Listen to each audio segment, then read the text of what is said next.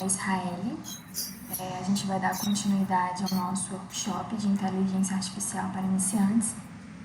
Hoje a gente vai falar um pouco sobre visão computacional. Então, a gente vai aprender um pouco sobre esse campo da visão computacional, entender os seus conceitos fundamentais e algumas aplicações práticas. Bom, esse é o nosso sumário, é o que vai ser trabalhado nessa aula.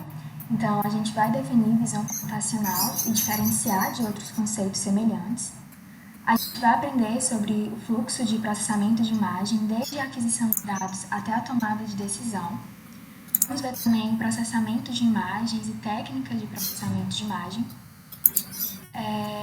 Vai ser mostrada também a visão computacional aplicada às redes neurais. Vamos explorar algumas aplicações da visão computacional e como essas aplicações estão presentes nos nossos cenários reais. E, por último, a implementação na prática. Bom, mas antes de tudo, o que seria a visão computacional, né? O que é a visão computacional? A visão computacional é uma tecnologia que permite os computadores ver e entender o mundo ao nosso redor, usando câmeras e outras ferramentas visuais. Então, é como se a gente estivesse dando olhos e um cérebro ao computador para que eles possam interpretar imagens, vídeos, da mesma forma que os seres humanos fazem. Então, eu coloquei uma breve descrição que diz: a visão computacional é uma área da inteligência artificial que permite que os computadores e sistemas obtenham informações significativas a partir de imagens digitais, vídeos e outras entradas visuais. E com base nessas informações, tomem ações ou façam recomendações. Mas antes é bom a gente definir esses dois conceitos que são bastante importantes e qual a relação que esses conceitos têm com a visão computacional. Pode passar. Bom, a computação visual, campo da ciência da computação que se concentra mais na extração, análise e interpretação de informações visuais. Então, isso vai incluir imagens, vídeos capturados por câmeras, sensores. Esse campo, da computação visual tem como objetivo permitir que as máquinas compreendam e processem essas informações visuais semelhante a nós, seres humanos. E alguns subcampos e tecnologias que são utilizadas para atingir esse objetivo, a gente colocou aí, que é a visão computacional, a computação gráfica e o processamento de imagem. Já a inteligência artificial é um campo mais abrangente, da ciência da computação.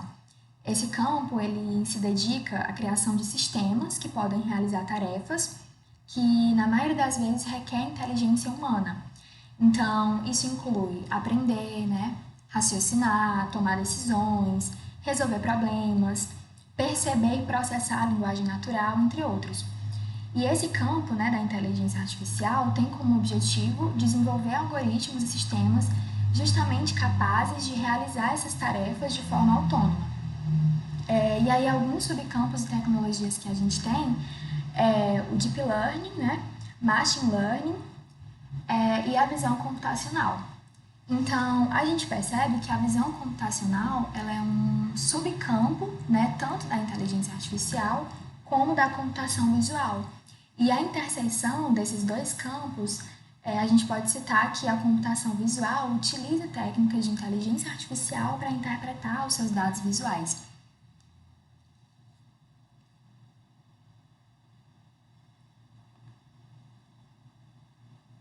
Boa tarde, meu nome é Amanda e eu vou dar continuidade aqui ao nosso workshop falando um pouco sobre fluxo de imagens e dados. Antes de falar sobre o fluxo, a gente precisa entender um pouquinho como é que um computador enxerga uma imagem, Porque, na verdade, ele não enxerga a imagem em si. Então, para que o computador veja aquela imagem, ela precisa ser representada de alguma forma que ele consiga entender e processar aquilo. Então, como isso acontece? A imagem ela é dividida numa matriz de dados numéricos, que isso possibilita que o computador consiga entender aquilo. Então, a nossa imagem digital ela vai ser uma grade de pequenos pixels, e esses pixels eles vão conter informações sobre cor, luminosidade, dependendo do modelo que está sendo usado ali para fazer aquela representação. Então, um pixel é a informação que a gente tem sobre um ponto daquela imagem. Então, quanto maior a quantidade de pixels, maior a qualidade que a gente vai ter uma resolução, né, ali maior daquela imagem. Quanto menor a quantidade de pixels, a gente acaba tendo uma resolução menor. Outro conceito importante são os modelos de cores, né, que são como a imagem vai representar, como o computador vai representar aquela imagem.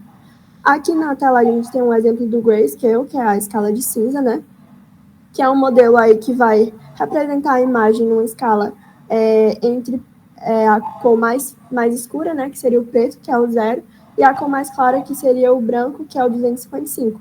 Então, as cores presentes na imagem podem estar numa escala entre esses dois valores, que vai gerar essas cores cinzas nas imagens, né? Então, ali, cada pixel da imagem, né, vai conter a informação de cor daquele pixel na escala de cinza. Então, como a gente tem aqui o exemplo nessa segunda imagem, a gente tem essa imagem dividida em quadradinhos, né? Que seriam os pixels, e em cada pixel a gente vai ter esse valor numérico que vai representar a cor daquele pixel. Outro modelo também de cor que a gente tem é o modelo RGB, que é o modelo Red, Green and Blue, né?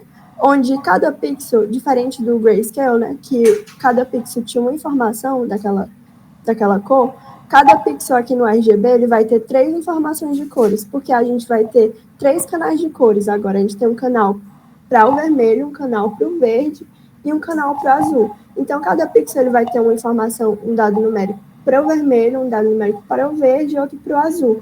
E essa variação vai ocorrer entre 0 e 255, da mesma forma como no outro. Pode passar.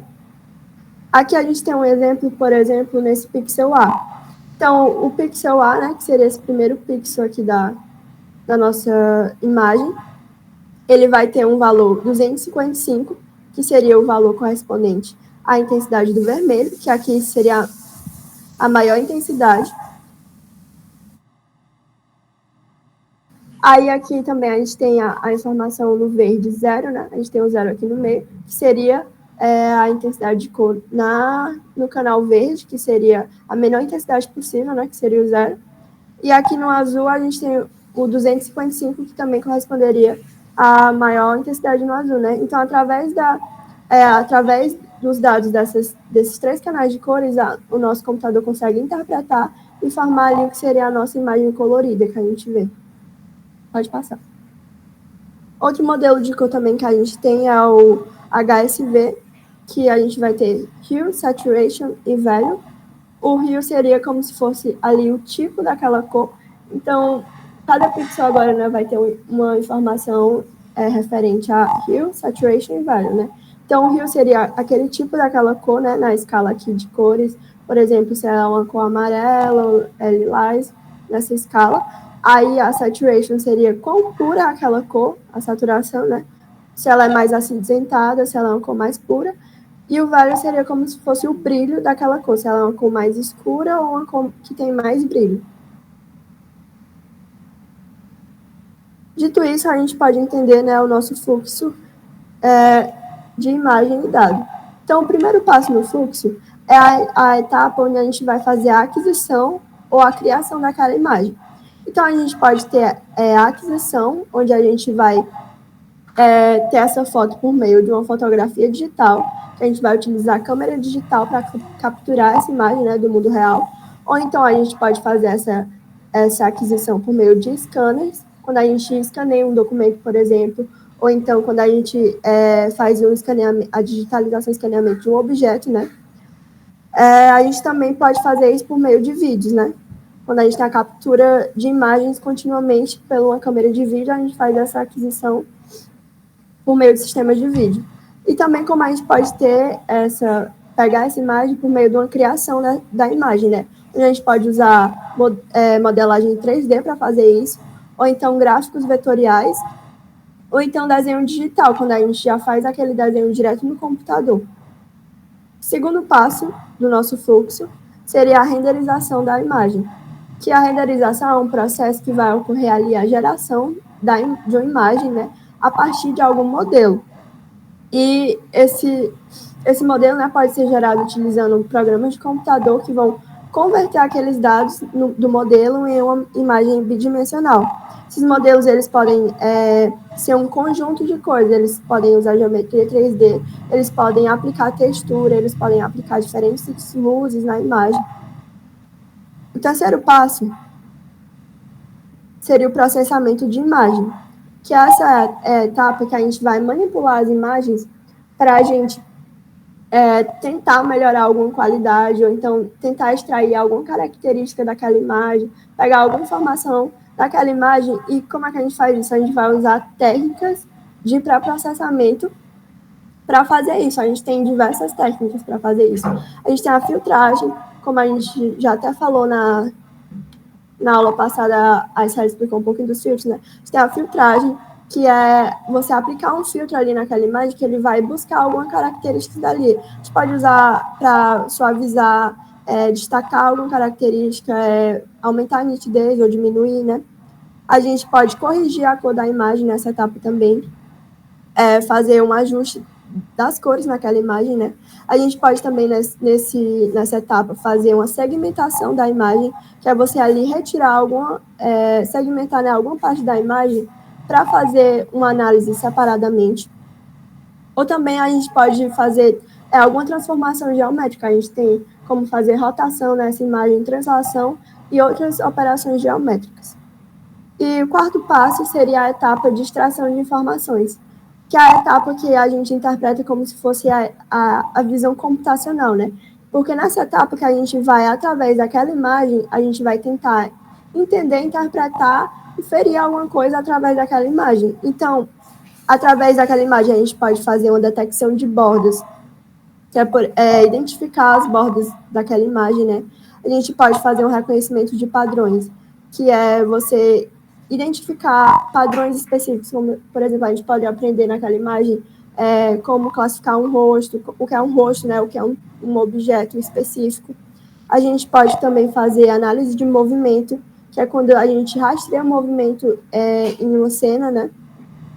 A gente pode fazer classificação e reconhecimento, que é quando a gente usa o aprendizado de máquina para poder classificar ou reconhecer objetos naquela cena.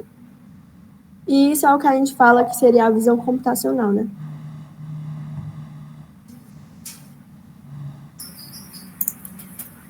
Bem, boa tarde, meu nome é Jadson, e eu vou aprofundar um pouco agora na parte de processamento de imagem e extração de características.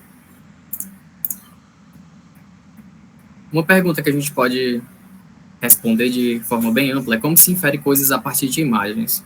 Então, com base no fluxo que a Amanda já explicou anteriormente, a gente tem essa visualização de como funciona. A gente tem a aquisição da imagem, a imagem digital. A precedência dessa imagem não é relevante para esse processo, né? O importante é que ela seja uma imagem com representação digital. E para se inferir alguma coisa a partir dessa imagem, essa imagem ela tem que passar por um processo, um processamento, que mais à frente a gente vai entender melhor o que é esse processamento. Esse processamento vai modificar a imagem, certo? Ou vai modificar ou vai criar uma nova imagem a partir da imagem de origem, da imagem de entrada. E essa imagem de saída vai ser a imagem processada. A partir dessa imagem processada, como a Amanda já explicou, esse processamento ele pode extrair, atenuar ou enfatizar algumas características da imagem. Então, a gente passa por algoritmos de extração de características nessa imagem pré-processada. E esses algoritmos de extração de características, que existem vários, né? Também a gente vai falar um pouco melhor à frente, só sobre extração de características. Ele vai soltar para a gente um vetor de características representativo daquela imagem. Pode ser um ou mais vetores de características, né? Porque há algoritmos de extração de características que extraem características referentes à imagem como um todo. E tem algoritmos de extração de características que detectam key points, ou seja, pontos-chave na imagem, e cada key point que ele detecta, ele retorna um vetor de características para cada key point desse.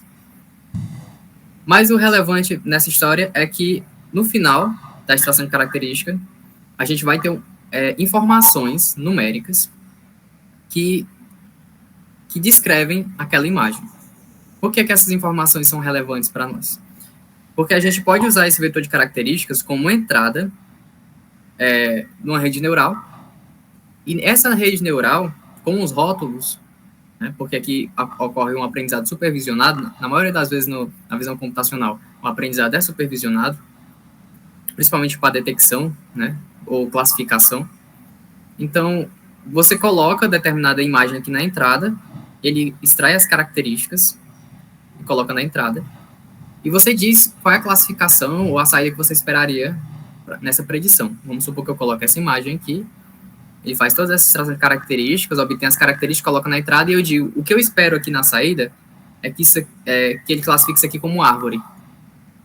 Então, eu coloco no meu algoritmo de machine learning, ele vai aprendendo a classificar isso, né? E quando isso aqui estiver treinado, o que a gente espera é que haja uma inferência de informação, né? Haja uma inferência de informação.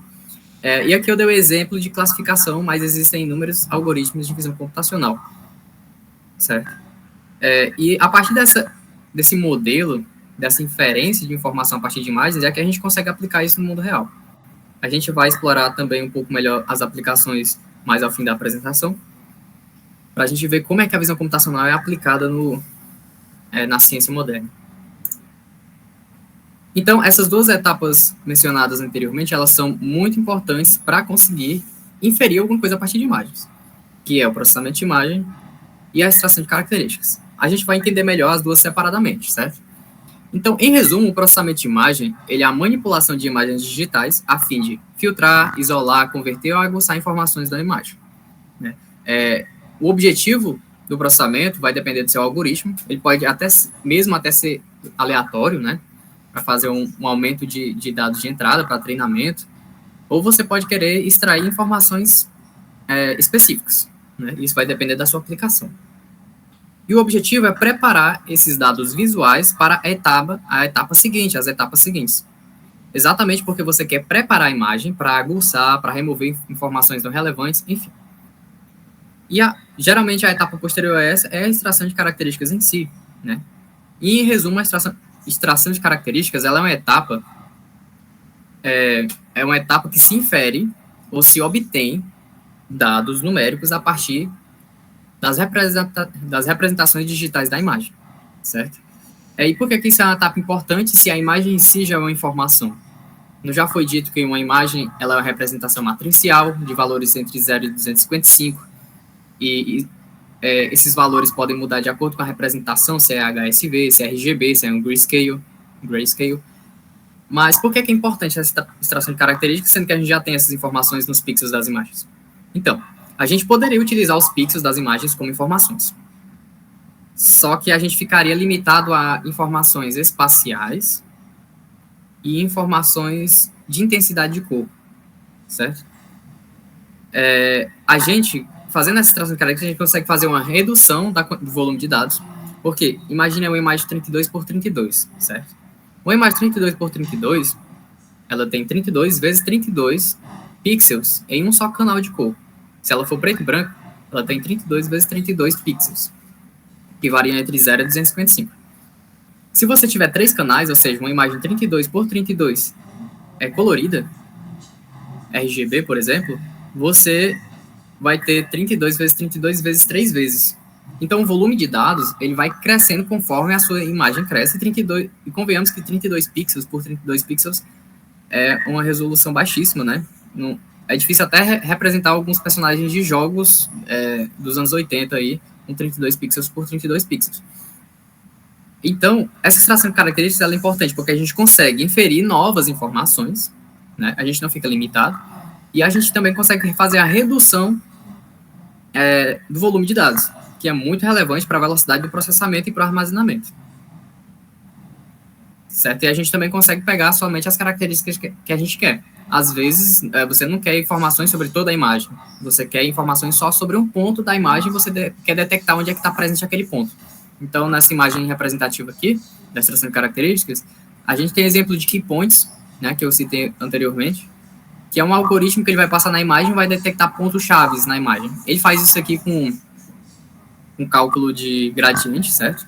Então, ele vai detectando quais pontos tem um gradiente que está dentro de determinado threshold, né? E aí ele vai inferir um vetor de características sobre cada ponto desse.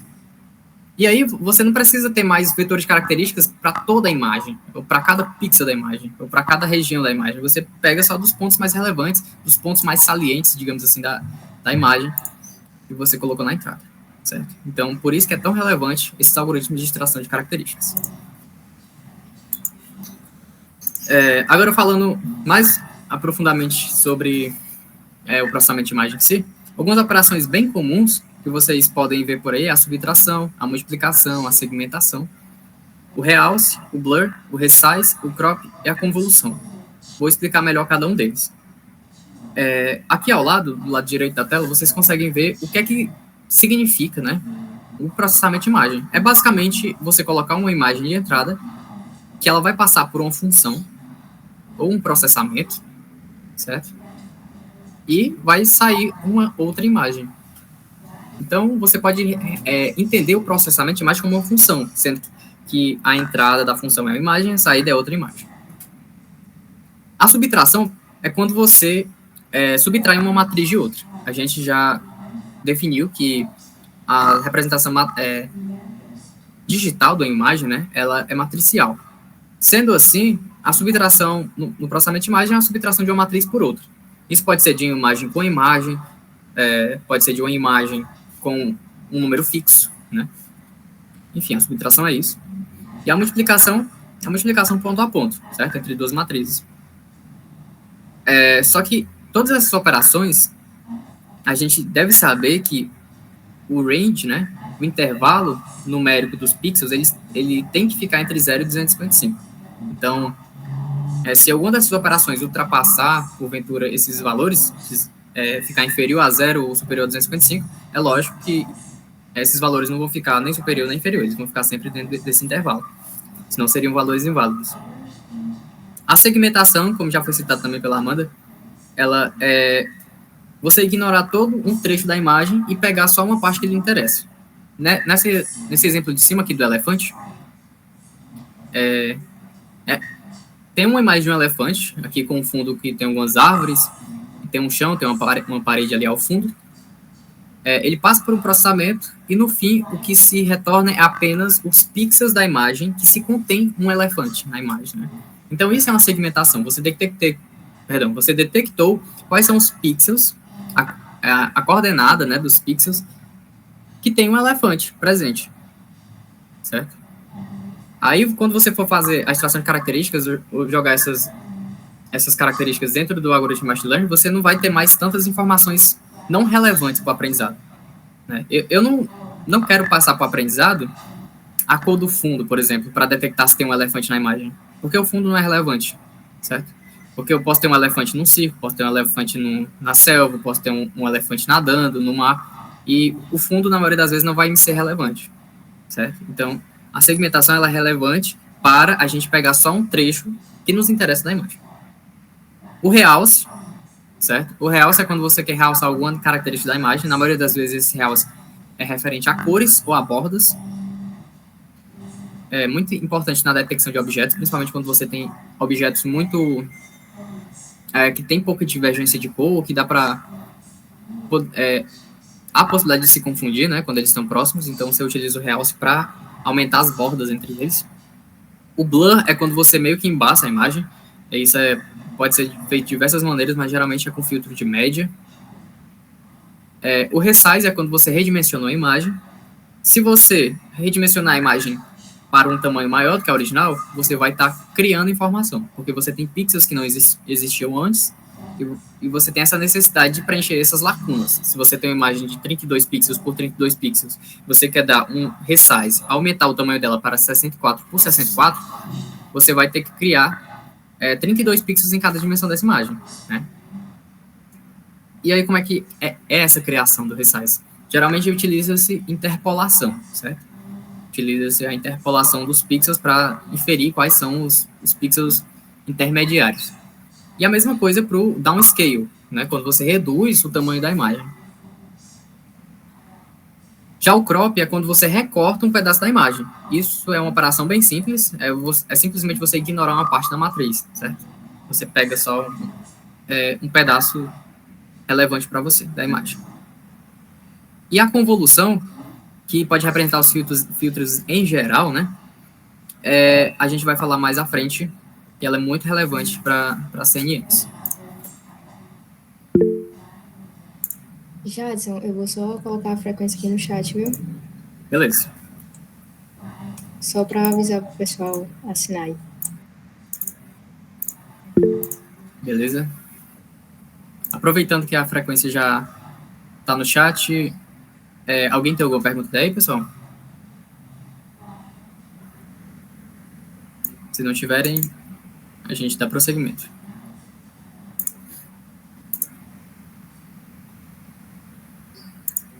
Beleza, então vamos seguir aqui. Agora falando um pouco melhor sobre a extração de características, existem diversas características que você pode querer extrair de uma imagem, né? Depende também da sua aplicação, quais características são relevantes para você. Nem todas as características vão lhe ser úteis, né? Ou pode haver características que são úteis e você não sabe.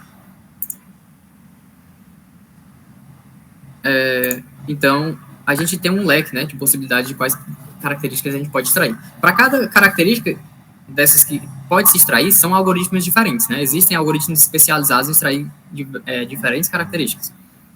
É lógico que tem alguns algoritmos que tratam mais de uma, mas na maioria das vezes são algoritmos específicos por característica. Então, algumas características comuns de se querer mapear sobre a imagem é a textura, né? A textura presente na imagem, em uma região da imagem. As bordas, você quer detectar onde há bordas na imagem. Mais uma vez, na detecção de bordas, de key points, é muito comum se utilizar o cálculo do gradiente, né? É aquele cálculo lá da derivada que a gente aprende cálculo vetorial, só que aplicado no caso discreto, né? No caso bidimensional e discreto, que são as imagens. As formas, né? Existem diferentes maneiras de você conseguir descrever uma forma presente na imagem, certo? O objetivo não é a gente explorar os algoritmos nessa apresentação, porque nem daria tempo, certo?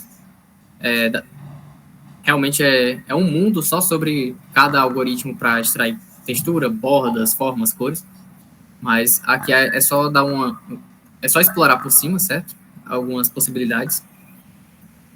Outras características que a gente pode extrair são as cores, né? Os key points, que eu já citei, que utilizando o cálculo do gradiente. E o histograma também é uma característica bem comum de se utilizar como características de uma imagem. E aqui nos exemplos dessas imagens ao lado direito do slide, vocês podem ver um exemplo de um esqueleto, né, que sobrepõe aqui a detecção de pessoas. Então, isso aqui é um exemplo de extração de características, que o algoritmo varreu essa imagem procurando pontos que ele julgou ser ombro, cabeça, joelho, pé, mãos, né? E aí ele fez as ligações do esqueleto por pessoa. Então, ele detectou uma pessoa aqui na frente, que é essa moça de patins, e dentro dessa detecção dessa pessoa, ele foi procurando esses pontos que mais se assemelhavam aos olhos, ao nariz, à boca, aos ombros, aos braços dessa pessoa que ele detectou, e aí ele fez a reconstrução do esqueleto, né, um esqueleto virtual para aquela detecção. Já nesse exemplo de baixo, é um algoritmo que consegue dar match em imagens, se essas imagens elas são equivalentes, né, digamos assim, se essas imagens são referentes ao mesmo objeto fotografado. Então, ele utiliza key points, e existe um vetor de características que descreve cada pontinho verde desse na imagem, e ele vai verificando ponto a ponto das duas imagens, fazendo um match de cada key point das duas imagens. E ele vai vendo quais são os pontos que dão match. E aí ele consegue fazer uma verificação se essas duas imagens elas são equivalentes. Então, aqui a gente tem um exemplo, né, de como é que a gente consegue inferir características a partir de uma imagem. Então, a gente tem uma imagem de entrada, que é feito um processamento nessa imagem, é feita a extração de características. Essas características formam um vetor de características que descrevem a imagem, e isso vai passar por um algoritmo de machine learning, pode ser uma rede neural, e no fim vai ter uma saída referente a esse aprendizado. Aqui no exemplo desse GIF que vocês estão vendo é um exemplo de classificação.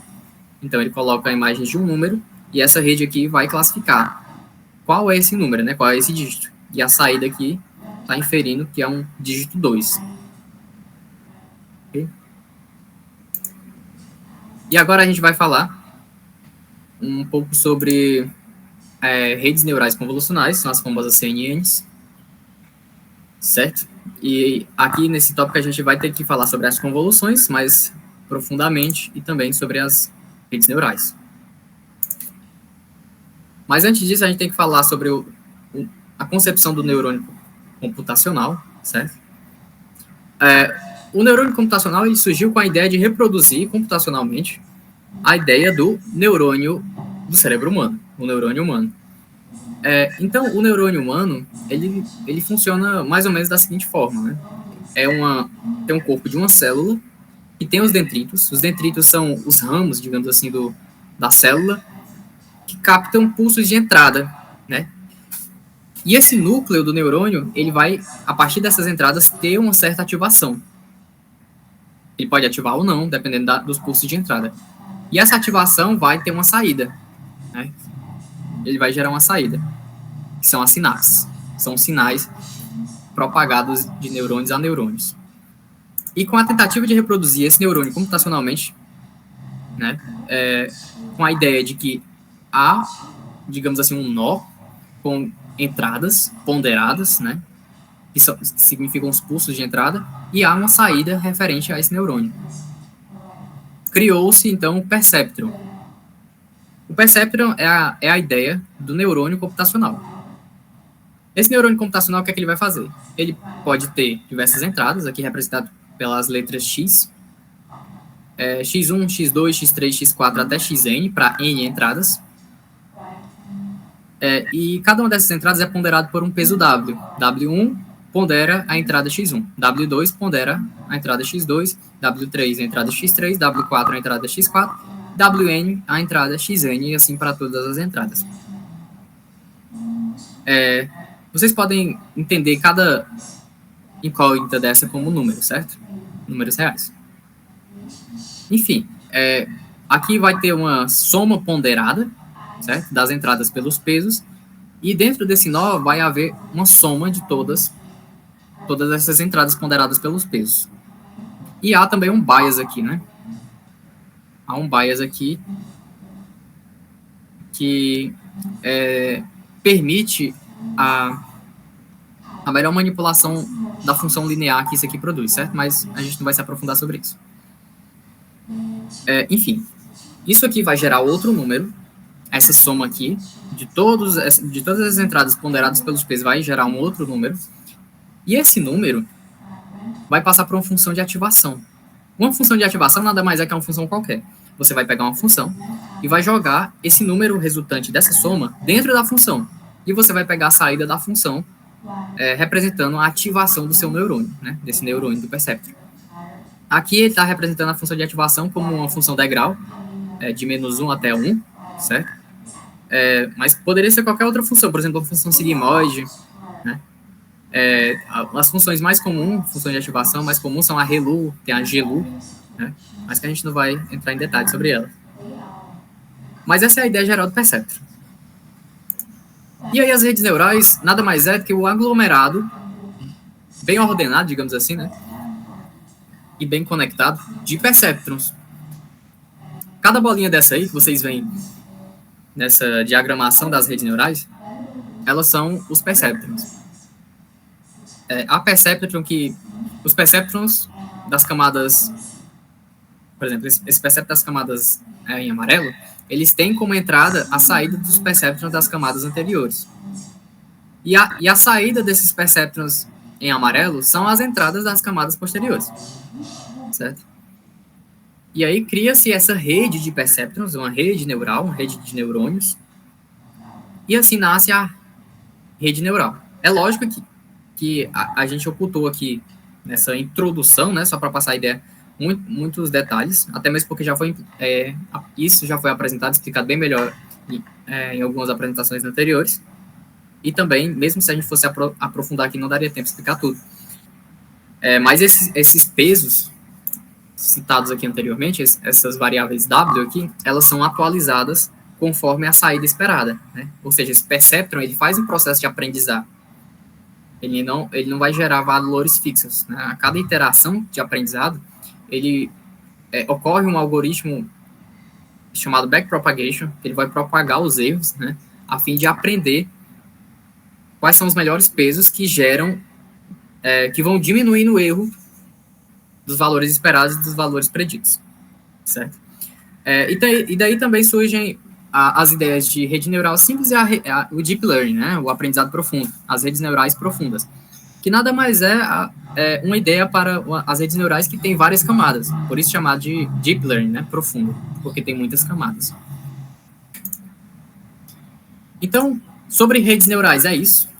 Uma rede neural nada mais é que um aglomerado de perceptrons, né? Ligados de determinada maneira. Em cada camada também pode mudar a quantidade de neurônios.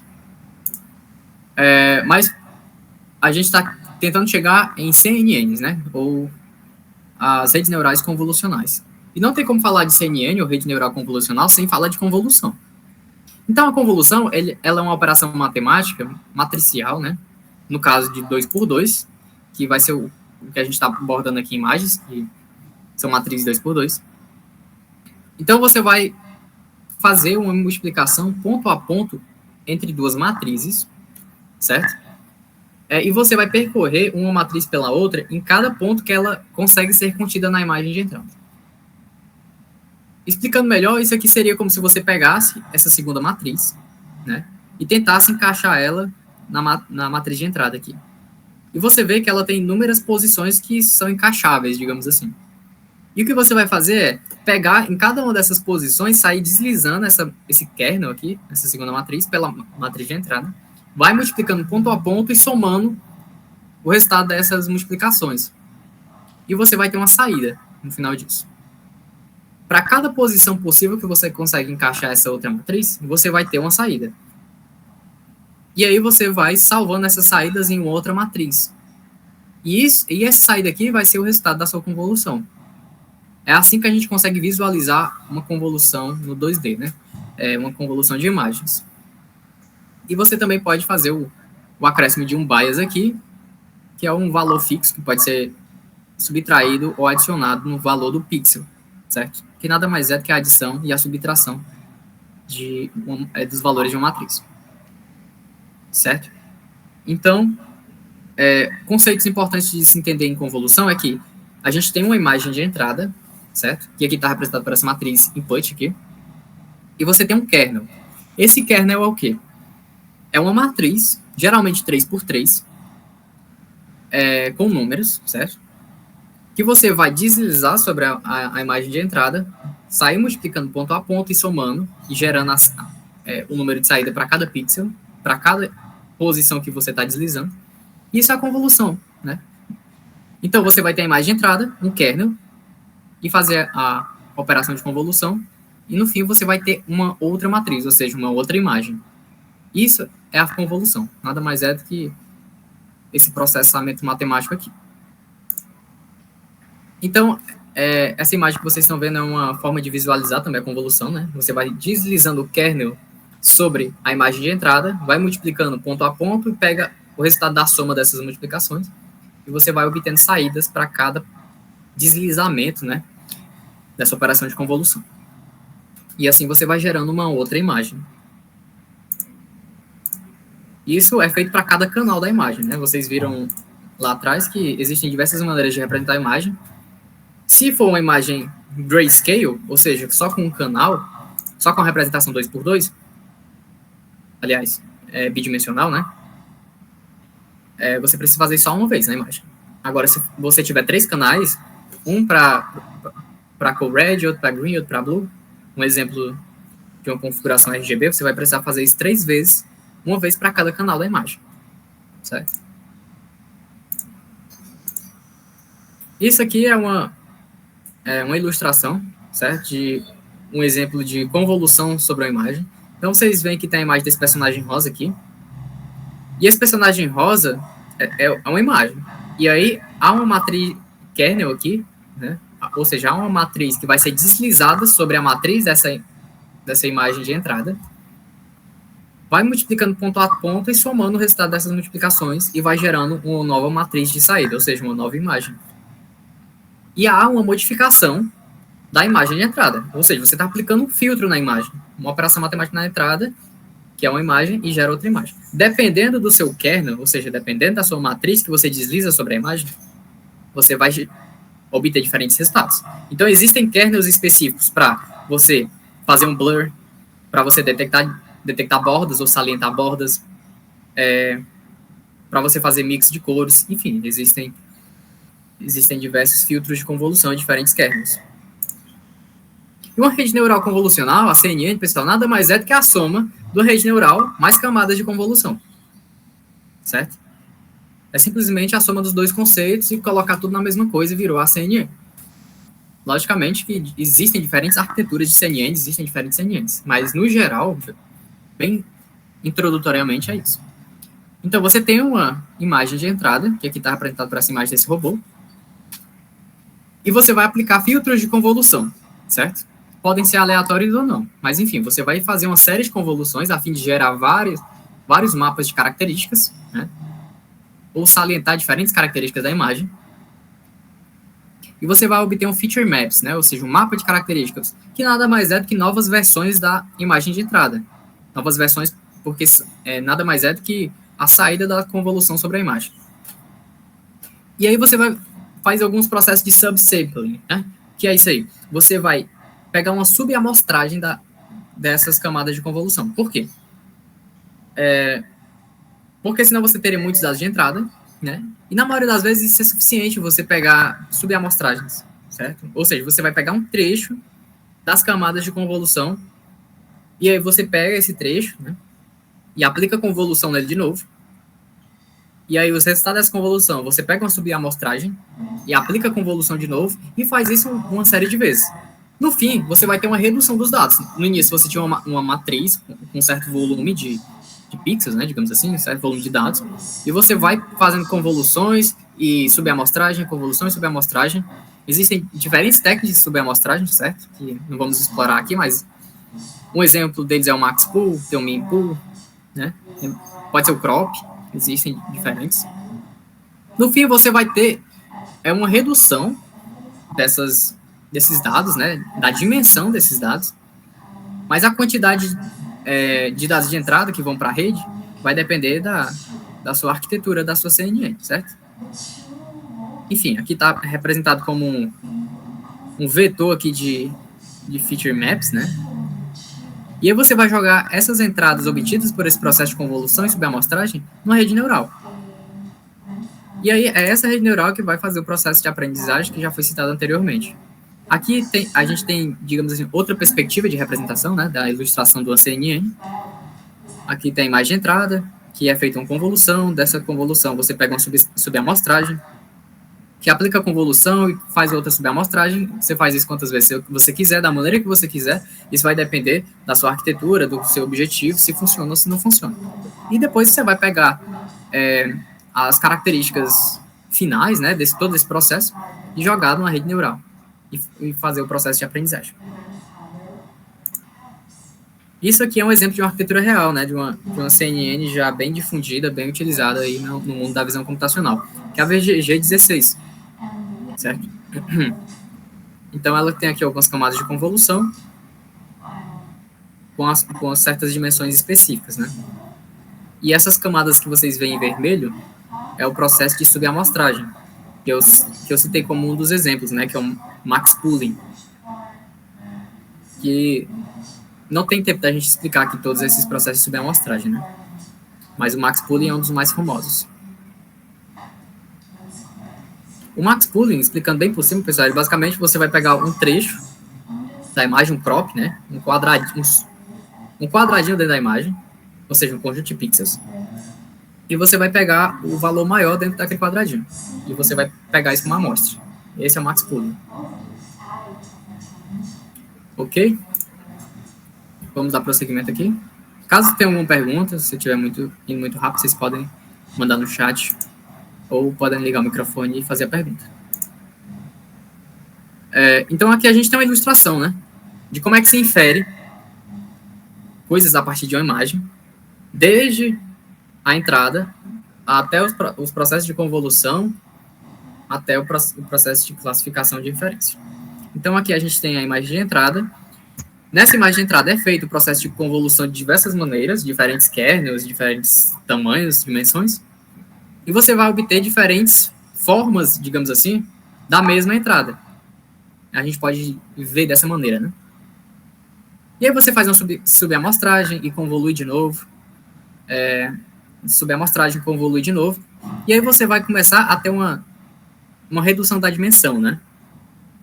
No fim, você vai ter uma dense layer, que é uma matriz que representa os pesos, digamos assim. E aí você joga isso na rede neural e ela vai conseguir fazer a inferência. Isso aqui é só para visualizar a ideia que já foi explicada, certo?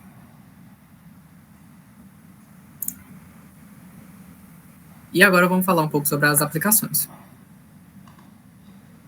Bom, gente, agora a gente vai ver um pouco como a visão computacional está aplicada em relação à detecção de objetos, rastreamento de objetos, estimação de pose e análise de cenário.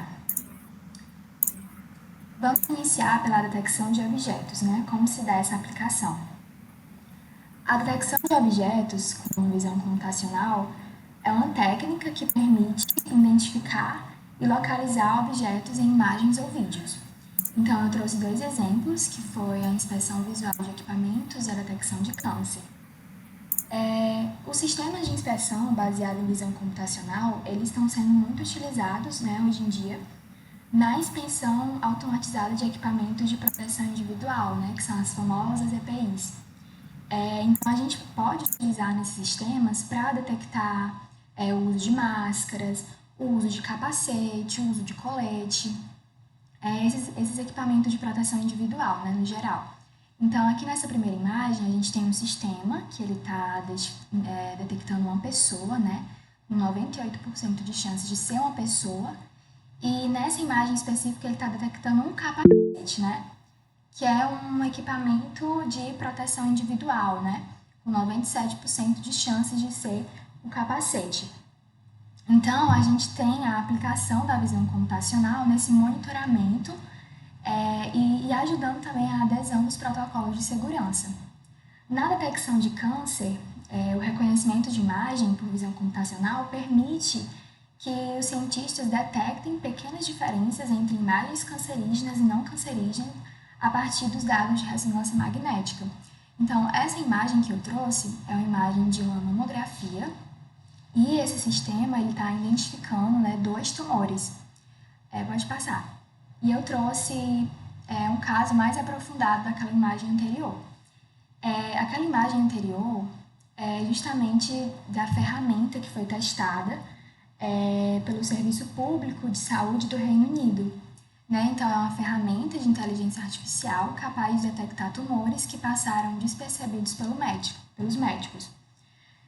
Então, essa ferramenta ela foi testada em conjunto com os médicos, né, e analisou mamografias de mais de 10 mil mulheres.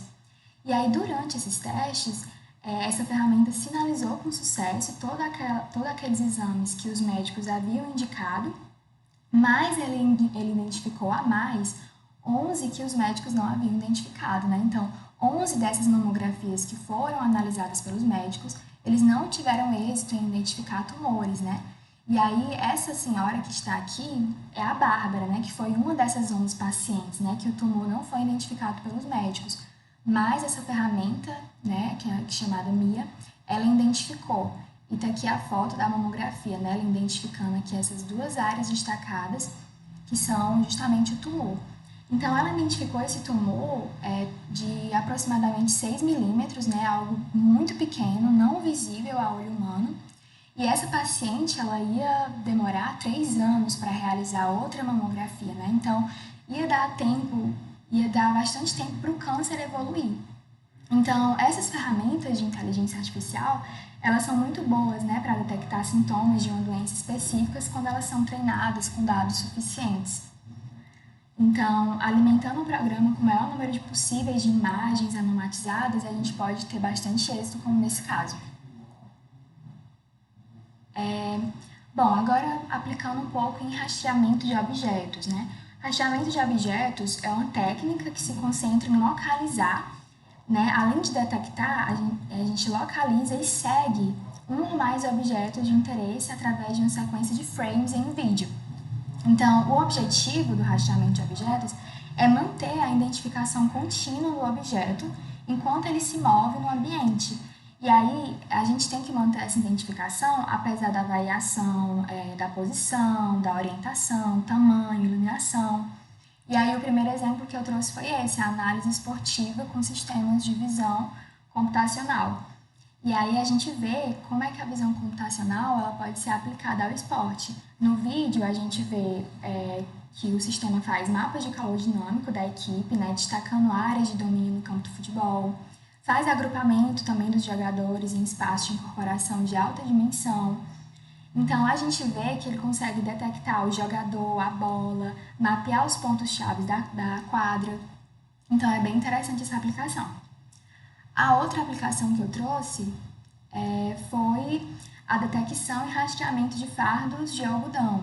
Então, nesse vídeo que a gente vai já mostrar, aliás, ele já está sendo mostrado, a gente percebe a identificação contínua, né? Independente do ângulo, iluminação, tamanho, né? O sistema ele consegue identificar ali os fardos de algodão. E aí é bem interessante, facilita na otimização desses processos, né? A gente pode ter uma automatização proporcionando essa tecnologia. E o próximo exemplo que eu trouxe foi a visão computacional aplicada à estimação de pose. O Jackson até mostrou um exemplo disso, né? A estimação de pose é uma técnica no campo da visão computacional que se refere ao processo de determinar a posição e a orientação de um objeto ou de uma pessoa no espaço tridimensional. Então, em termos mais simples, é como a gente descobrir onde e como algo está posicionado nesse ambiente 3D. E aí, é justamente isso que o Jadson falou, né? Ele sobrepõe um esqueleto na pessoa. E aí, como é mostrado no vídeo, a gente pode utilizar isso em monitoramento de treino, né? Monitorar a postura, né? Por exemplo, quando você está praticando yoga, classificar os tipos de exercício, contar as repetições, né? Como aparece aí no vídeo durante o treino. Pode ser utilizado também em análise esportiva, classificando os tipos de tacadas, como a gente pode ver. Medindo também a trajetória da bola e dos jogadores na quadra. Pode ser utilizada também só para a postura, né? Em relação ao motorista, por exemplo, entender o perfil do movimento da cabeça do motorista, atenção, direção do olhar para evitar acidentes. Enfim, tem muitas aplicações. E por último, nós vamos ter o reconhecimento de cena. Antes de rodar o vídeo, que ele tem áudio, eu vou explicar mais ou menos, né? Nesse vídeo, a gente tem a detecção de direção distraída. É quando o sistema ele é capaz de identificar um cenário de risco, né? No nosso caso, né? Ele está identificando um cenário de risco, como sono, uso do celular, olhar para algo que está fora do carro, né? E aí, além dele identificar esses riscos, ele acaba sinalizando também para o motorista. Então, esse tipo de tecnologia é utilizada para observar certas violações do comportamento do motorista, né, enquanto está dirigindo. E aí, esse comportamento ele pode ser inferido através de câmeras internas, né, voltadas para o próprio motorista, e também através de câmeras ou sensores externos voltados para a cena. E aí, os motoristas, a gente consegue detectar o rosto, né, os olhos, se ele está olhando para a direção. É utilizado também estimativa de pose, né, da cabeça, para ver se ele realmente está olhando ali para frente. Também a expressão facial, diferenciar olhos cansados, né? Olhos abertos e olhos fechados. Então, tudo isso são algoritmos que são utilizados na detecção de direção distraída. Aí agora a gente vai mostrar o vídeo.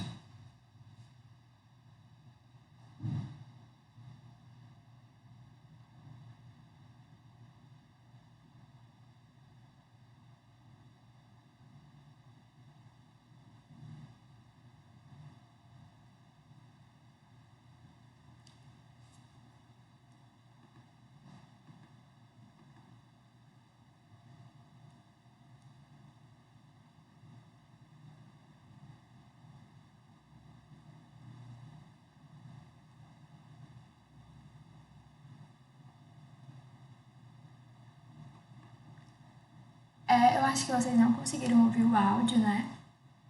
Mas tem a descrição. Então, no vídeo a gente percebe que esse sistema ele identifica, né, um cenário de risco. O motorista ele usa o celular justamente para demonstrar, ele fecha os olhos, ele olha para o lado e todo esse cenário de risco, quando o sistema identifica, ele sinaliza para o motorista.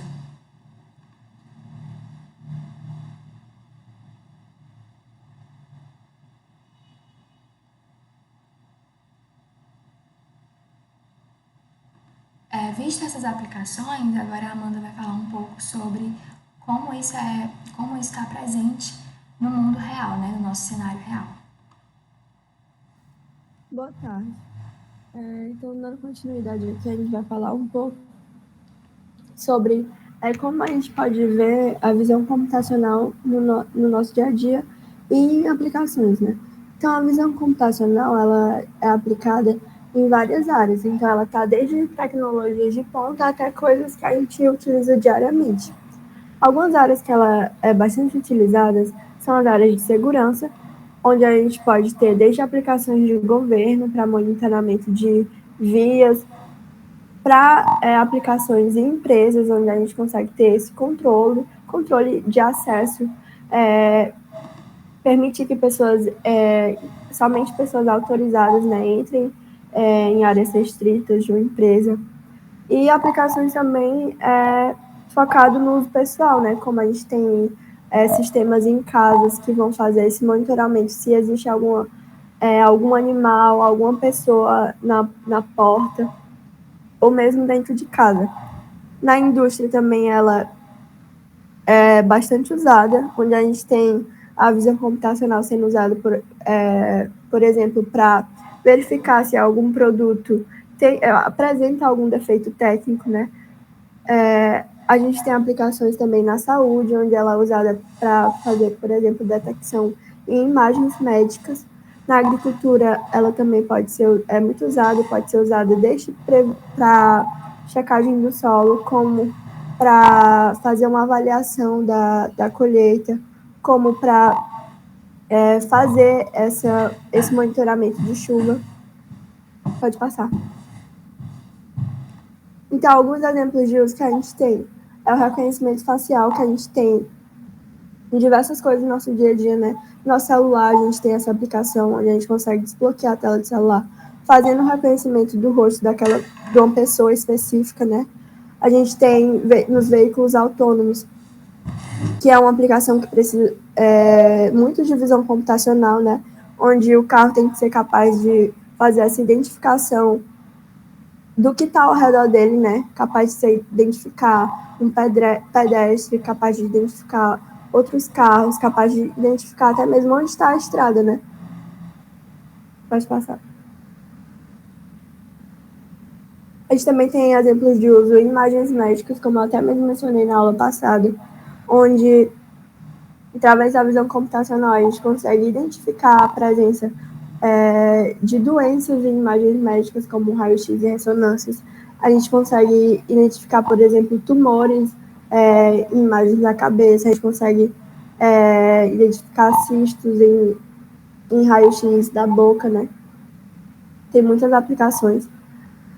No entretenimento interativo, a visão computacional é muito importante para fazer essa imersão da pessoa dentro dessa realidade interativa, sem perder o contato com o mundo real, né, com o que está em volta dela.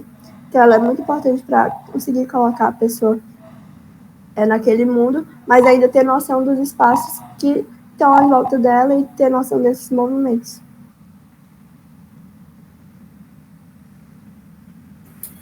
Bem, pessoal, então, da parte teórica, digamos assim, né, foi isso.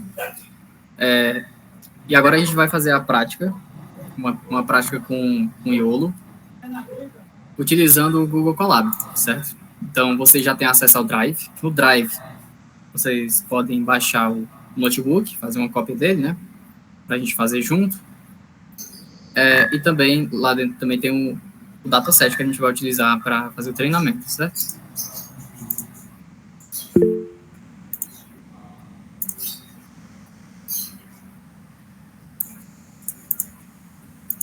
Então, eu vou falando devagarzinho aqui, que caso alguém queira acompanhar, fazer a prática ao mesmo tempo que é apresentado aqui, né? Dê tempo você se organizar. Tá sendo gravado também, né? Caso você queira fazer isso depois. E também tem uns comentários aqui em cima que tornam um pouco mais intuitivo. Então, para quem não conhece, o Colab é uma plataforma em cloud do Google que você consegue codificar em Python. Né? Então, você tem uns blocos, determinados blocos, você pode selecionar se é de texto ou de código. O de texto é simplesmente para ficar escrito, e o de código você consegue executar aquele trecho de código dentro daquela célula. E você consegue acumular células dentro de um mesmo notebook e executar eles em ordem arbitrária, né? Então, a primeira coisa que a gente tem que fazer para realizar essa prática é instalar as dependências. A gente vai utilizar a biblioteca da Ultralytics, certo? A Ultralytics é quem mantém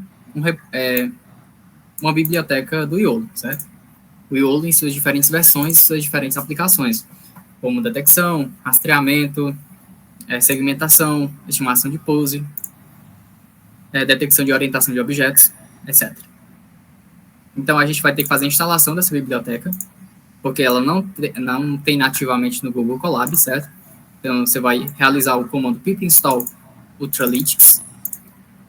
Aqui no Google Colab, quando você vai dar um comando Linux, né, porque o Google Colab ele é uma cloud, mas está rodando um sistema Linux, você tem que colocar um ponto de exclamação antes é como se fosse um flag, né? Como se você estivesse indicando aqui que isso é um comando no Linux e não no Python. Então você vai dar esse comando, pip install Ultralytics. Talvez demore um pouquinho para fazer o download da lib, né? Mas não tanto. E além disso, além do download da biblioteca, você vai ter que importar ela para o seu código. Então você vai usar esse comando, certo? From Ultralytics import YOLO. O YOLO é o algoritmo que a gente vai utilizar, certo? A tecnologia que a gente vai utilizar.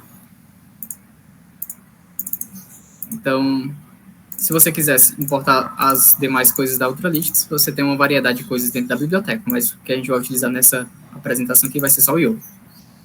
Certo? Na primeira vez que você executa uma célula dentro do seu notebook, pode ser que demore um pouco, porque ele vai estar configurando, setando as coisas iniciais, né? Então, geralmente, nessa primeira execução pode demorar um pouco. O que a gente vai utilizar de dependência no Google Colab vai ser basicamente essa biblioteca da Ultralytics, certo? Porque muitas das bibliotecas, o Google Colab já tem por padrão, você não precisa nem importar, né? Instalar, perdão. E também o Ultralytics, quando você faz a instalação dele, ele já instala tudo que é necessário para rodar o Ultralytics. Aqui vocês podem ver nesses logs quais bibliotecas ele está instalando, né? Então tem o Matplotlib, tem o OpenCV, tem a biblioteca Pillow, SciPy, Torch, né? Entre outros.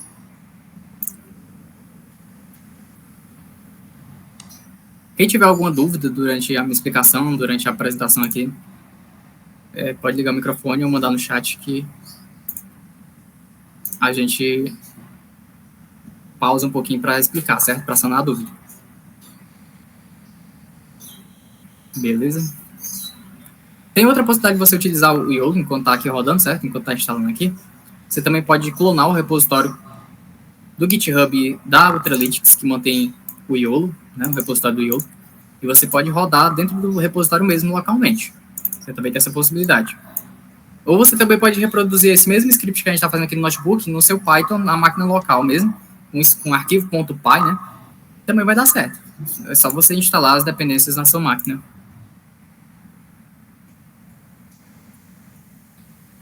Então, ele já baixou, agora está instalando, né?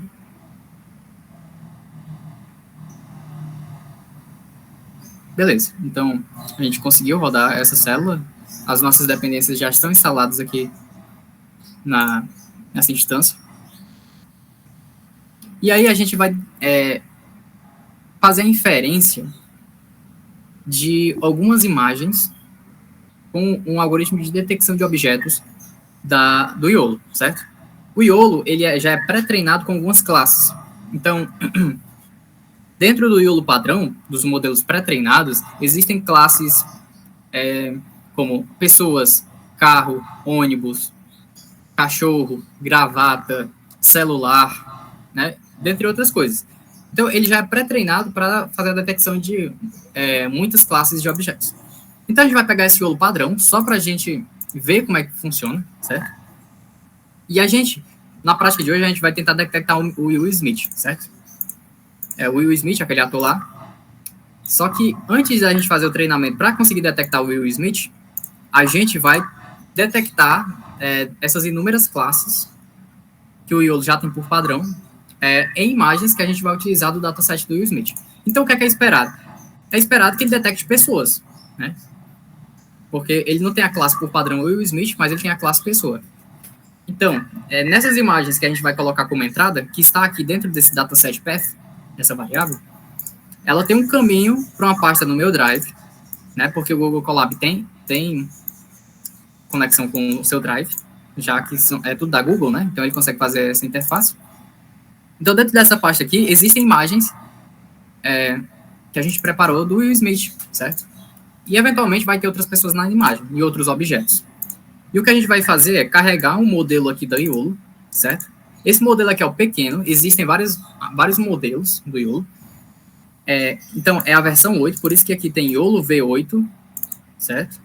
Tem a versão 5, tem a versão 3, já estamos na versão 10, né? Mas a gente vai utilizar a 8 aqui. .pt é o formato, e esse S aqui no final é o tamanho. Quanto maior o tamanho, logicamente, melhor vai ser a detecção, mas também mais pesado, certo? Esse S é de small. Então, quais a gente tem?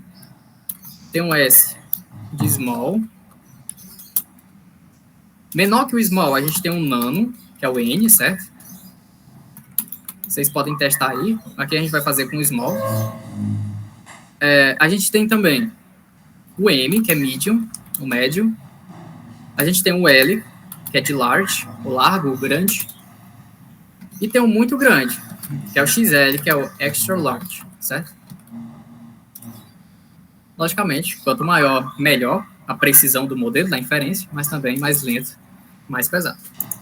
Então, a gente está carregando aqui o YOLO de detecção de objetos, né? O pequeno, a versão pequena dele, que é o small.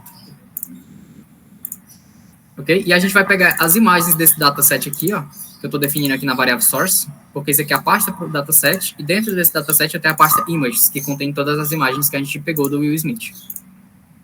E a gente vai utilizar esse comando aqui, ó, model.predict. Model é a variável que carrega esse modelo aqui que a gente escolheu. Aqui, ó. E vai usar o comando .predict para predizer a detecção de objetos aqui nesse source, ou seja, nessa pasta com as imagens. Eu estou colocando aqui o parâmetro save igual a true, para ele salvar numa pastinha para a gente aqui, certo? Ele vai salvar, ele vai criar uma pasta aqui para a gente, por padrão, ele já cria essa pasta, certo? Então vamos rodar aqui. Ele está fazendo o download aqui, certo? Ele está fazendo o download do modelo, vocês podem ver aqui que ele está dizendo que está baixando o YOLO V8s.pt, que é o arquivo do modelo, e agora ele está fazendo a inferência em cada uma das imagens. Ele vai dizendo aqui nos logs quais foram as detecções dele, né? Aqui ele detectou 2 pessoas na primeira imagem, na segunda imagem ele detectou 2 pessoas, na terceira ele detectou 4 pessoas e uma gravata, e assim por diante, certo? Ó, aqui, ó. Esse aqui ele detectou uma pessoa, uma gravata. Esse aqui detectou 8 pessoas, uma gravata, 2 garrafas de vinho, copos de vinho, né? 4 copos e assim por diante. Ele, como eu já falei para vocês, o YOLO padrão ele tem várias classes, né? Para detecção múltipla de objetos. Enfim, ele também vai dizendo o tempo de inferência para cada entrada, né? E ele, aqui no final ele diz para a gente a média aqui da inferência, do tempo de inferência para cada imagem, e ele diz onde foi que ele salvou. Ele salvou na pasta runs, detect, predict. Então a gente vem aqui, ó, na parte que ele criou, runs, detect, predict. E aí ele tem uma lista das imagens que ele inferiu, certo? Ele já desenha os quadradinhos nas detecções que ele inferiu. Então vamos abrir essa aqui, ó. Ele detectou 2 pessoas nessa imagem. Certo? Ele detectou uma pessoa aqui. Ele tem 87% de certeza que isso aqui é uma pessoa. Nas duas detecções que ele fez, ele tem 87% de certeza que isso aí são pessoas. Nesse caso aqui, ele detectou também 2 pessoas. Ele tem 92% de certeza que isso são pessoas. Aqui, ó. Ele detectou uma gravata aqui com 39% de certeza. A gente vê que não tem uma gravata aqui, certo? Mas ele detectou com 39% de certeza. Inclusive, ele detectou uma pessoa fantasma aqui no ombro do Will Smith, né, que não existe, com 33% de certeza. Então, como é que a gente melhora essa inferência? Aumentando o tamanho do modelo, né, porque esse aqui é o small. A gente poderia colocar um medium, large, certo? Que a gente não vai explorar esses diferentes tamanhos aqui na apresentação. A ideia dessa prática é mais apresentar a vocês a tecnologia e mostrar para vocês como é que se utiliza ela e as possibilidades dela. Certo? E você também poderia colocar um intervalo de confiança. Por exemplo, se eu quisesse que ele inferisse e mostrasse para a gente apenas os valores que ele tem quase certeza. Por exemplo, ele tem uma confiança de pelo menos 0,7. Eu poderia colocar isso como parâmetro aqui, ó, conf igual a 0,7. E aí ele nem mostraria para a gente as detecções que são abaixo de 0,7. Né? Ou seja, ele teria que ter pelo menos uma certeza de 70% para mostrar para a gente isso como uma detecção. São possibilidades que dá para explorar. Tudo isso vocês podem ver na documentação da Ultralytics, certo? Enfim, isso aqui é só para exemplificar para vocês a detecção de objetos, né? Deixa eu pegar outra imagem aleatória aqui. Para ir mostrando alguns exemplos. Agora ele acertou a gravata aqui, ó. Ele acertou uma gravata com 88% de certeza e detectou uma pessoa no braço aqui dessa mulher, né? Que não existe uma pessoa aqui, mas ele detectou uma pessoa. Ok? Vocês podem jogar vídeos aqui na entrada também, certo? Não só imagens. Aqui eu coloquei uma pasta de imagens, ele consegue inferir, né? Para cada imagem dentro da pasta, mas você poderia colocar uma imagem só nessa entrada aqui, ou você poderia colocar um vídeo, né? E também vai inferir no vídeo. Beleza. Até alguma pergunta, pessoal? Caso não, vamos prosseguir aqui. Então, aqui, nesse bloco, eu coloquei aqui Explore YOLO Possibilities, né? Explorar as possibilidades do YOLO. O YOLO, ele não tem só detecção de objeto. Eu coloquei, aqui eu listei algumas possibilidades que tem o que é que a gente tem dentro dessa variável results, né? Que ele infere, né? Da inferência. Então, dentro do results, o que é que ele vai ter? Ele vai ter vários resultados, porque são várias entradas. Mas, além disso, para cada resultado que ele infere para uma entrada, você tem as bound boxes, né, que são aqueles quadradinhos detectando onde está um objeto e qual classe é aquele objeto que ele detectou. Mas também tem as máscaras, né, as masks, que é quando você quer segmentar toda uma imagem. Lembra aquele exemplo do elefante? Você detectar em qual região da imagem está exatamente o elefante. O que é elefante, o que é background, o que é pessoa, né? Ele consegue fazer a segmentação certinho. Você consegue explorar isso aqui no YOLO também. Você consegue explorar os key points. Os key points são aqueles exemplos que a gente deu do esqueleto, né? Que ele reconstrói um esqueleto humano para você detectar como é que uma pessoa está disposta numa imagem. Você consegue fazer rastreamento, certo? Eu não coloquei aqui, mas dá para você fazer rastreamento de objetos. Você também tem um objeto você tem um parâmetro aqui com as probabilidades, certo? Caso você queira exploram mais sobre isso. E você tem um objeto chamado OBB, né?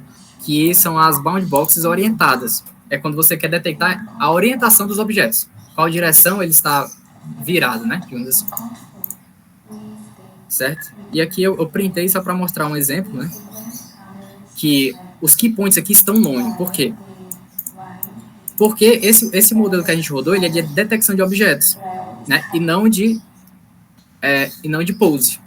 Detecção de pose. Então, se eu quisesse rodar um exemplo de detecção de pose, o que eu faria? Você colocaria só um traço pose aqui no final. Aí ele pegaria um modelo de detecção de pose, e aí sim, na saída dele aqui, você teria aqui o parâmetro key points, certo? E a mesma coisa aqui para o OBB, né? Ele tá nome aqui, tá vazio, porque esse modelo é só para detectar objetos, mas vocês podem explorar essas outras possibilidades na biblioteca. O YOLO tem muito a ser explorado, certo? Então, isso aqui é só para enfatizar isso, esse bloco. E aqui a gente vai treinar com o dataset do Will Smith, certo? Como é que a gente treina, né? Basicamente, você vai escolher um modelo já pré-treinado. A gente vai escolher o YOLO V8 Nano. Na detecção, a gente utiliza o Small, ou seja, é um pouco maior do que esse. A gente está colocando um Nano aqui porque o treinamento ele é mais custoso computacionalmente. Então, a gente vai escolher o menor para ser mais rápido, para dar tempo para treinar durante essa aula aqui. E então, a gente vai escolher esse modelo Nano, o menor.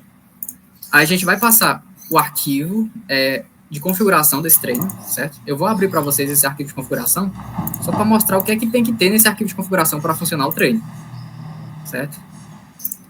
Então, se a gente vir aqui em dataset e abrir esse config.iaml, vocês vão ver que tem um arquivo IAML, normal, e tem o atributo train, né? Que ele especifica a pasta, o caminho, no qual tem as imagens que a gente vai utilizar para o treino. E a mesma coisa para o dataset de validação, né? Você poderia também adicionar aqui teste, caso você quisesse adicionar o dataset de teste, mas os obrigatórios só são esses dois, treino e validação. E você vai especificar também quais são as classes, né? A gente só tem a classe Will Smith, certo? Jadson, mas você falou que a gente tem que treinar. Para esse treinamento, você tem que ter os rótulos, né? Você tem que ter os valores esperados para cada uma dessas imagens, para fazer o treinamento. Isso é verdade. É por isso que para cada imagem, aqui em datasets, a gente tem a pasta images e tem a pasta labels. Na pasta images, a gente tem várias imagens. Eu vou abrir aqui não dá para abrir, mas enfim. São as imagens que eu já tinha mostrado para vocês aqui. Sem as detecções, claro, né? São só as imagens. E aqui em labels, são arquivos TXT com o mesmo nome da imagem, que tem as informações sobre as bound boxes, ou seja, os quadrados de detecção presentes na imagem, certo? Vocês podem utilizar algumas plataformas para fazer essas rotulações, como o RoboFlow, como o MakeSense, né? Você consegue fazer isso facilmente. Aí você baixa os TXT referente a cada imagem, né? A rotulação de cada imagem. E você coloca com o mesmo nome da imagem rotulada numa pasta chamada Labels. E ele vai entender automaticamente fazer essa conexão de imagem para label pelo nome do arquivo. Certo? E aqui em epochs, o número de épocas, ou seja, quantas vezes ele vai refazer esse treino, né, digamos assim, atualizando os pesos e fazendo essa aprendizagem. Quanto maior o número de épocas, mais ele vai tentar aprender, né? A gente está colocando poucas épocas, porque a gente não tem tempo, é demorado esse processo, certo? Ele não é rápido. Enfim, as épocas, ela é uma coisa bem de teste e erro, para ver se o modelo aprendeu ou não. Se você colocar muitas épocas, pode ser que o modelo fique viciado, né? Dê um overfitting. Se você colocar poucas, pode ser que ele não aprenda. Mas como o nosso exemplo aqui é só para mostrar para vocês o treinamento e a inferência, a gente colocou poucas épocas, né? Até mesmo porque a gente tem poucas imagens também. E a gente colocou um image size de 416, ou seja, esse modelo ele vai dar um resize nas imagens para o tamanho 416 por padrão, certo? Tanto para aprender como para inferir. Então a gente vai rodar esse treinamento aqui. E aí vocês vão ver que ele vai dando alguns logs durante esse treinamento para cada época. E esses logs eles são relevantes para a gente porque ele vai mostrando para a gente algumas métricas referente ao aprendizado, mostrando para a gente como é que está o aprendizado, né? Ele está mostrando aqui para a gente as camadas do YOLO, né? Desse modelo Nano que a gente carregou. Ele dá algumas informações aqui acerca do modelo, diz que tem 225 camadas, 3.011.043 parâmetros.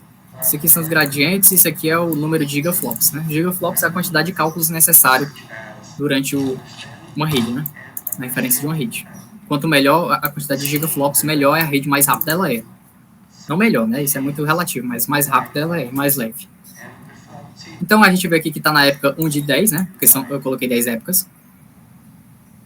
E aqui a gente tem o Box Loss, o Class Loss e o DFL Loss. Eu vou explicar esses dois aqui para vocês, que é bem simples a ideia, né? O Box Loss é basicamente a gente quer minimizar esse erro aqui, certo? Então, esse número aqui a gente quer... Tudo que é loss a gente quer minimizar durante o aprendizado.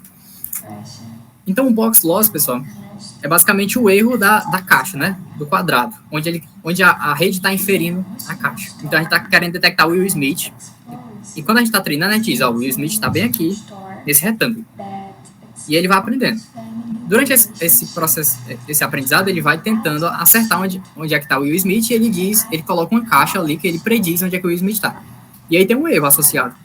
Então, esse Box Loss é o erro da posição desse retângulo onde ele está dizendo que o Will Smith está. E o CLS Loss é o erro referente à classe, né? Então, isso aqui é os erros quando ele diz o que é aquilo, né? É aquela caixa referente aqui. No nosso caso aqui, o CLS Loss é simplesmente referente ao Will Smith, porque a gente só tem uma classe. Mas poderia ter outras classes. A gente poderia fazer detecção do Will Smith e do Barack Obama, por exemplo, né? Aí teria o CLS Loss referente a cada um deles. Esse CLS Loss aqui é no modo geral, né, para todas as classes. Beleza? Então a gente vê que ele vai mostrando para a gente os logs por época, né? O modelo não vai ficar muito bom, já vou antecipando para vocês, mais uma vez, porque a gente tem poucas imagens, a gente tem poucas épocas, e a gente está pegando o modelo menor possível, né? Então a gente tem tudo para ter um modelo ruim de predição. Mas, mais uma vez, a gente está fazendo isso aqui só para mostrar para vocês como é que funciona, né? E aí, mesmo ele tendo poucas imagens, um modelo sendo pequeno e poucas épocas, ele ainda vai conseguir fazer algumas inferências. Por quê? Porque a gente vai colocar ele para inferir nas mesmas imagens que ele acabou de aprender. A gente não vai pegar imagens novas. Então, ele vai estar praticamente viciado nas imagens de entrada, né? A gente vai fazer isso para ele conseguir mostrar alguma coisa. Muito provavelmente, com essa quantidade de épocas, com essa quantidade de imagens e com esse modelo pequeno, se você colocasse outras imagens do Will Smith, né, que não sejam as imagens que já estão no treinamento, ele não conseguiria reconhecer. Ou então, reconheceria, mas bem bugado, com uma confiança bem baixa, né? Se você quiser melhorar essas métricas, logicamente, é recomendado você ter mais imagens para diversificar as características do aprendizado, você aumentar a quantidade de épocas para uma quantidade que fique razoável no aprendizado e ele não fique viciado, mas também consiga aprender. Certo? E caso você tenha uma possibilidade de aumentar o tamanho do modelo, seria ideal também. Só que nem sempre é o ideal, né? Depende muito de onde você vai aplicar esse modelo. Principalmente quando você vai embarcar em robôs, etc., em um carro. Se você for embarcar um modelo de detecção, como tem no Tesla, né? Você não vai poder colocar um modelo muito grande, porque ele vai demorar para inferir. E o que é que adianta o carro Tesla detectar que tem um pedestre passando na frente dele 3 minutos depois que ele já bateu no pedestre, né? Então, tem que ser rápido em alguns casos. Mas vai depender da aplicação. Enfim, aqui ele conseguiu fazer o treinamento. 10 épocas rodaram. Aqui ele diz quanto tempo demorou. Certo? E ele salvou aqui, ó, em Runs Detect Train. Certo? Então, vamos ver aqui. Na pasta Runs Detect Train. Ele salvou aqui, ó, na pasta Weights, um modelo chamado best.pt. Esse best.pt é o melhor modelo que ele conseguiu alcançar durante esse treinamento. Então, a gente vai carregar ele aqui, ó, esse modelo YOLO, certo? Vai carregar ele aqui. Vai colocar as imagens do Will Smith, mais uma vez, como source, para ele inferir com esse modelo que a gente acabou de treinar, certo? Então, vamos rodar aqui. A gente basicamente está usando o modelo que a gente acabou de treinar para inferir nas imagens do Will Smith. Não é mais o YOLO padrão que a gente está utilizando para inferir, é o modelo que a gente treinou. Então, ele inferiu aqui, salvou nessa pasta, Runs Detect Predict 2. Vamos ver aqui algumas inferências. Ó, ele detectou o Will Smith aqui com 33% de certeza. Né? Então, é um número baixo, é uma confiança bem baixa, mas é porque é aqueles detalhes que já foram citados, né? Aqui ele não detectou o Will Smith, ó, certo? Aqui ele detectou com 37% de certeza. Aqui ele detectou 34% de certeza. E vocês vão vendo que há uma confiança muito baixa ainda. Ó. Aqui ele não detectou, certo? Mas a gente tem alguns exemplos que ele detectou sim. Então a gente vê que ocorreu o processo de aprendizado, mas ficou fraco, né? Ficou vago, daria para melhorar. Fazendo aquelas coisas já citadas. Ele detectou aqui também, mas vocês veem que a confiança não passa de 30%, sempre está na casa dos 30%. Né? Ok? Então, é isso. Aqui 26% ainda é muito baixo, né? E aqui a gente basicamente fez uma avaliação do nosso modelo, né? Um modelo que foi treinado por nós mesmos. E é isso, pessoal, a prática. Alguém tem alguma pergunta? O notebook está aí para vocês, no Drive. Vocês podem baixar e utilizá-lo, explorá-lo como vocês quiserem. A documentação também é aberta, né, para quem quiser. E caso não tenha perguntas, a gente encerra por aqui, pessoal. Ok, acho que não tem perguntas, pessoal. Então, a gente finaliza aqui. Muito obrigado pela atenção e sua participação. E até a próxima.